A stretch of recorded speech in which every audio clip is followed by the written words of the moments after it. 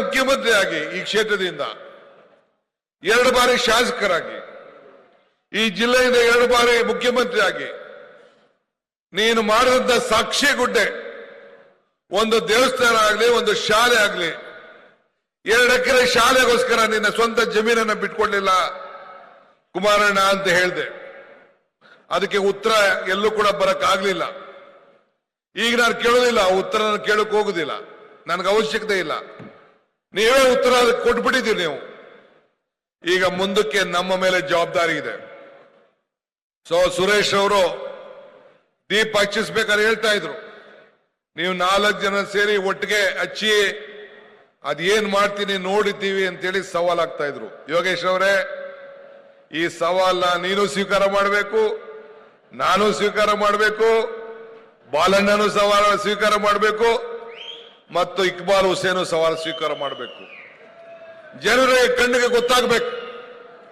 ನಾವು ಸಾಕ್ಷಿ ಗುಡ್ಡೆಗಳನ್ನ ಬಿಟ್ಟು ಹೋಗ್ಬೇಕು. ನಾವು ಇವತ್ತು ಚನ್ನಪಟ್ಟಣ ಮತದಾರರಿಗೆ ಅವರ ಕಣ್ಣಿಗೆ ಮಣ್ಣನ್ನ ಬೂದಿಯನ್ನ ಏರಿಸಲಿಕ್ಕೆ ಸಾಧ್ಯ ಇಲ್ಲ ಅನ್ನೋದಕ್ಕೆ ಇವತ್ತು ನಮ್ಮನ್ನ 25,000 ಅಂತರದಿಂದ ಗೆಲ್ಲಿಸಿ ಇಡೀ ರಾಜ್ಯಕ್ಕೆ ಒಂದು ದೊಡ್ಡ ಸಂದೇಶವನ್ನ ಕಳಿಸ್ಕೊಟ್ಟಿದ್ದಾರೆ. ಇವತ್ತು ನನ್ನ ಮೇಲೆ, ಈ DK ಶಿವಕುಮಾರ್ ಮೇಲೆ, ಸಿದ್ದರಾಮಯ್ಯನವ್ರ ಮೇಲೆ ನಂಬಿಕೆಯನ್ನು ಇಟ್ಟು ಈ ಗ್ಯಾರಂಟಿ ಯೋಜನೆಗಳು ಮತ್ತು ಅಭಿವೃದ್ಧಿ ಮೇಲೆ ನಂಬಿಕೆಯನ್ನು ಇಟ್ಕೊಂಡು ಇವತ್ತು ಅನೇಕರು ಮತದಾರವನ್ನ ಕೊಟ್ಟಿದ್ದಾರೆ. ಈಗ 600ಕ್ಕೂ ಹೆಚ್ಚು ಕೋಟಿ ರೂಪಾಯಿ ಹಣ ವಿವಿಧ ರೀತಿಯಲ್ಲಿ ತಂದು ಈಗಾಗಲೇ ಕೆಲಸ ಪ್ರಾರಂಭ ಕೂಡ ಆಗಿದೆ. ಈಗ ನಾವು ನಿಮ್ಗೆ ಅಭಿವೃದ್ಧಿ ಬೇಕೋ ಇಲ್ಲ ಕಣ್ಣೀರು ಬೇಕೋ ಇದನ್ನು ನಿರ್ಧಾರ ಮಾಡಿ ಅಂತ ಕೂಡ ನಿಮ್ಮೆಲ್ಲರೂ ಕೂಡ ನಾವು ಮನವಿ ಮಾಡಿದ್ವು. ನಿಮ್ಗೆ ಕಣ್ಣೀರು ಬೇಡ, ಅಭಿವೃದ್ಧಿನೇ ಬೇಕು ಅಂತೇಳಿ ನೀವೆಲ್ಲ ತೀರ್ಮಾನವನ್ನು ಮಾಡಿ ಆಯ್ಕೆಯನ್ನು ಮಾಡಿದ್ದನ್ನ ನಾವು ಮರೆಯಲಿಕ್ಕೆ ಸಾಧ್ಯ ಇಲ್ಲ. ನಿಮ್ಮ ಭಾವನಾತ್ಮಕವಾದಂತಹ ಅನೇಕ ಮಾತುಗಳನ್ನು ಕೂಡ ಜನತಾದಳದವರು, ಬಿಜೆಪಿಯವರು ಮಾತಾಡಿದ್ರು. ಅದಕ್ಕೆ ನೀವು ಒಪ್ಪಲಿಲ್ಲ. ಬ್ಲಾಕ್ ಮೇಲ್ಗೂ ನೀವು ಯಾರು ಒಪ್ಪಲಿಲ್ಲ. ನೀವು ಜಗ್ಲೂ ಇಲ್ಲ, ಬಗ್ಲೂ ಇಲ್ಲ.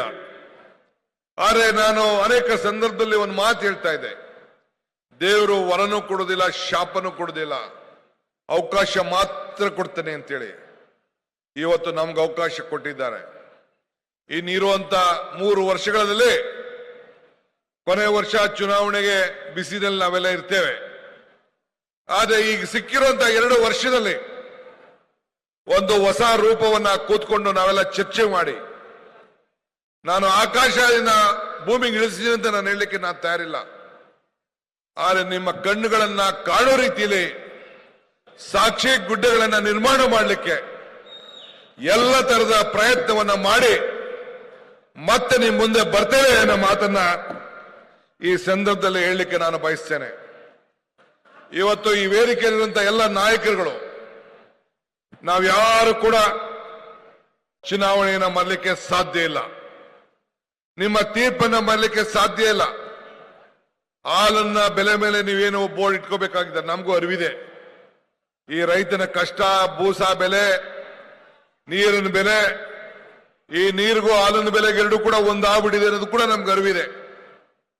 ನಾಗರಾಜ್ ಕೂಡ ಬಂದು ನನಗೆ ಆಲೆ ಕಿವಿಲಿ ಹೇಳ್ತಾ ಇದ್ದ, ಅವೆಲ್ಲ ಸೂಕ್ತ ಕಾಲದಲ್ಲಿ ಸೂಕ್ತ ನಿರ್ಧಾರವನ್ನು ನಾವು ಮಾಡ್ತೇವೆ. ನೀವು ಹಣಕ್ಕೆ ಬೆಲೆ ಕೊಡ್ಲಿಲ್ಲ, ಗುಣಕ್ಕೆ ಬೆಲೆ ಕೊಟ್ರಿ.